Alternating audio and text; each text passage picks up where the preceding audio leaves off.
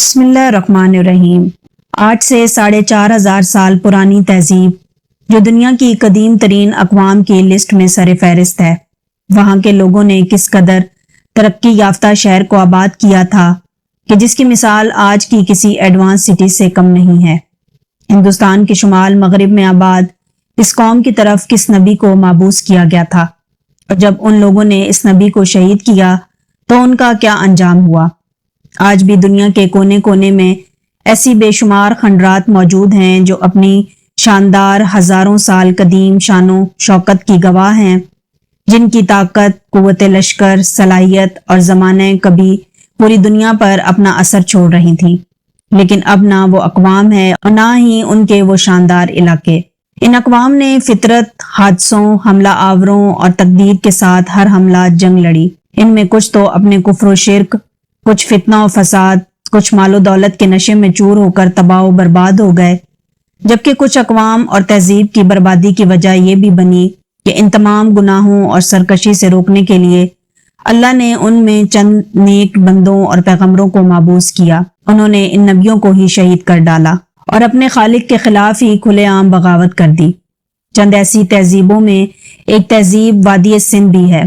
وادی سندھ دراصل کوئی ایک ریاست یا شہر کا نام نہیں تھا، بلکہ یہ جنوبی ایشیا کے شمال مغربی علاقوں میں کانسے کے دور کی ایک تہذیب تھی جو 3,500 سال قبل مسیح سے 1300 قبل مسیح تک آباد ایک بڑا اور پھیلا ہوا علاقہ تھا، جس میں بہت سارے ترقی یافتہ شہر اور گاؤں آباد تھے۔ یہ وہ دور تھا جب ہندوستان میں آریاؤں کی آمد بھی نہیں ہوئی تھی۔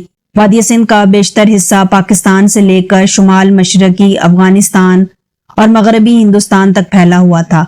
موہنجو داڑو اور ہڑپا نامی شہر اس تہذیب کی دارالحکومت تھی، جو سندھ کی سب سے ترقی یافتہ اور طاقتور شہر تھا۔ موہنجو داڑو کو اگر کسی اونچائی سے دیکھا جائے تو یہ شہر 2 حصوں میں منقسم تھا۔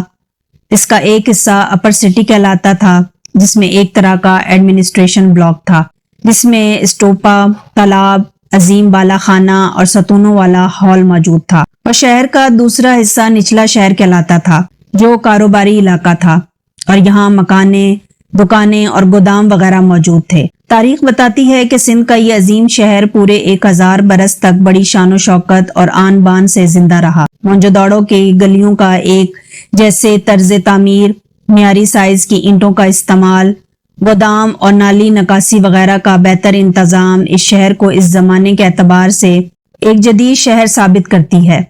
مذہب کے حوالے سے کہا جاتا ہے کہ شاید یہ لوگ بت پرست تھے۔ یہاں سے کھدائی کے دوران ایسے بت ملے ہیں جن پہ عورتیں بنی ہوئی تھیں، جن سے معلوم ہوتا ہے کہ موہنجو داڑو کے لوگ دھرتی ماتا یعنی زمین دیوی کی پوجا کیا کرتے تھے۔ ماہرین کے مطابق یہ تہذیب اپنے وقت کی پڑھی لکھی قوم تھی۔ موہنجو داڑو سے ملنے والی مہروں پر جانوروں کے اشکال کے علاوہ نامعلوم زبان میں چند چیزیں بھی لکھی ہیں جن کو آج تک کوئی بھی پڑھ نہ سکا، اور خیال کیا جاتا ہے کہ شاید ان جملوں کو آئندہ بھی کوئی پڑھ نہ سکے گا۔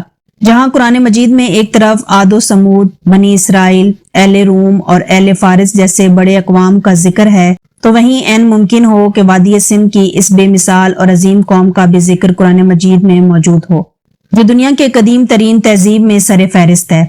لہذا قرآن مجید میں ارشاد باری تعالیٰ ہے، ان سے پہلے نوح کی قوم اور اصحاب الرس اور سمود جھٹلا چکے ہیں، اور عاد اور فرعون اور لوط کے برادران اور ایکا والوں اور سبا کی قوم نے بھی انکار کیا تھا۔ سب نے ہی پیغمبروں کو جھٹلایا، پس میرا وعدہ عذاب ان پر صادق آ گیا۔ ان آیات سے معلوم ہوتا ہے کہ ان گزشتہ قوموں کو ہلاک کر دیا گیا تھا۔ ان میں ایک قوم اصحاب الرس یعنی کنویں والے تھے۔ لہذا مورخین اور مفسرین کا خیال ہے کہ اصحاب الرس کا تعلق حضرت عیسیٰ علیہ السلام سے بھی پہلے کے زمانے سے ہے۔ یہ ایک خوشحال قوم تھی جسے اللہ نے بے شمار نعمتیں عطا کی تھیں۔ ان کے علاقوں میں ایک بہت بڑا کنواں تھا جس سے وہ پانی پیتے اور کھیتوں میں آبپاشی کیا کرتے تھے۔ اس کنویں سے پورا شہر پانی پیتا اور اپنے مویشیوں کو بھی پلاتا۔ یہ کنواں ان کے لیے بہت ہی بابرکت تھا۔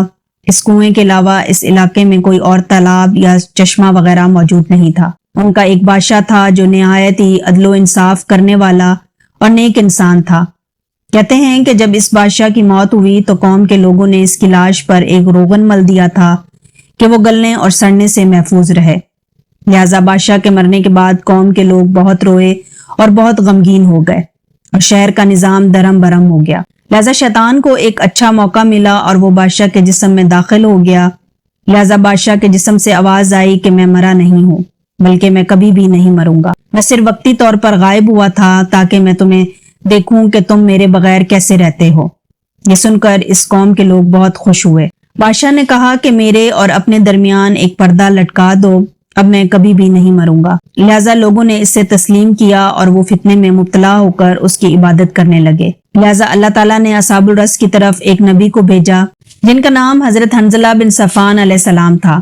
آپ علیہ السلام نے قوم کے لوگوں کو آگاہ کیا کہ پردے کے پیچھے تم سے شیطان مخاطب ہوتا ہے۔ اللہ کے نبی نے انہیں اس کی عبادت سے روکا اور شرک و کفر سے توبہ کرنے کی ہدایت کی، لیکن سرکش لوگوں نے حضرت حنظلہ پر ایمان لانے کے بجائے ان پر حملہ کر کے انہیں قتل کر دیا اور انہیں کنویں میں پھینک دیا۔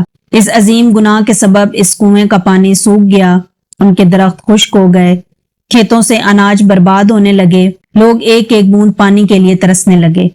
نتیجے کے طور پر پوری بستی اپنے مویشیوں کے ساتھ پیاس سے تڑپ تڑپ کر ہی مر گئی اور پوری بستی درندوں کا مسکن بن گیا۔ علماء و مفسرین آج تک اس نتیجے تک نہیں پہنچے کہ یہ اصحاب الرس کی قوم زمین کے کس خطے میں آباد تھے اور ان کا زمانہ کون سا زمانہ تھا۔ لیکن یہاں ایک حیرت انگیز اور غور طلب بات یہ ہے کہ وادی سندھ کے شہر مونجو داڑو کی تباہی کی وجہ بھی آج تک نامعلوم ہے اور آرکیولوجسٹ آج تک اس معمے کو حل نہ کر سکے کہ مونجو داڑو جیسی عظیم تہذیب کیسے تباہ ہوئی۔ کچھ لوگوں کا کہنا ہے کہ آریاؤں کے حملوں میں سے یہ لوگ ختم ہوئے تھے، کچھ کا ماننا ہے کہ کسی قدرتی دھماکے سے اس شہر کو تباہ کیا گیا تھا، جبکہ کچھ ماہرین آثار سلاب کو مونجو داڑو کے خاتمے کا سبب قرار دیتے ہیں۔ وہیں مغربی تاریخ دان مونجو داڑو کو کنویں کا شہر یعنی دا سٹی آف وال قرار دیتے تھے، جس کی بنیادی وجہ شہر میں کثرت سے پائے جانے والے کنویں ہیں۔ مونجو داڑو میں صرف اب تک دریافت ہونے والے کنووں کی تعداد 70 سے زیادہ ہے، جبکہ اس شہر کے درمیان میں ایک عظیم کنواں بھی موجود ہے جس کے اندر سے باقی سینکڑوں کنووں تک پانی پہنچانے کا انتظام تھا، اور یہ کنواں شہر کا مرکزی کنواں تھا۔ حیرانی کی بات یہ ہے کہ اس دور سے تعلق رکھنے والے دوسری تہذیب ہڑپا سے صرف اور صرف 8 کنویں دریافت ہوئے ہیں۔ لہذا مونجو داڑو کی بستی اور اصحاب الرس یعنی کنویں والے قوم کے درمیان بہت ساری چیزیں یکساں ہیں، جیسے دونوں تہذیبوں کا ہی کنویں سے تعلق ہونا، بت پرستی، خوشحالی کے بعد اچانک تباہی، دونوں کا دور ہی حضرت عیسیٰ علیہ السلام کے زمانے سے پہلے کا ہے۔ یہ سب حقائق ہمیں دعوت دیتی ہے کہ ہم غور کریں کہ کیا اصحاب الرس کی قوم مونجو داڑو والے لوگ تھے یا پھر کوئی اور تہذیب تھی جس کا دنیا کے سامنے آنا اب بھی باقی ہے۔ اگر یہ دونوں ایک قومیں تھیں تو ہمیں اس سے عبرت حاصل کرنی چاہیے اور یہ جان کر ہمارا ایمان مزید مضبوط ہو جانا چاہیے، کیونکہ مونجو داڑو 20ویں صدی عیسوی میں دریافت ہوا، جبکہ قرآن مجید نے 1400 سال پہلے ہی اسے اصحاب الرس کے نام سے بیان کر دیا تھا۔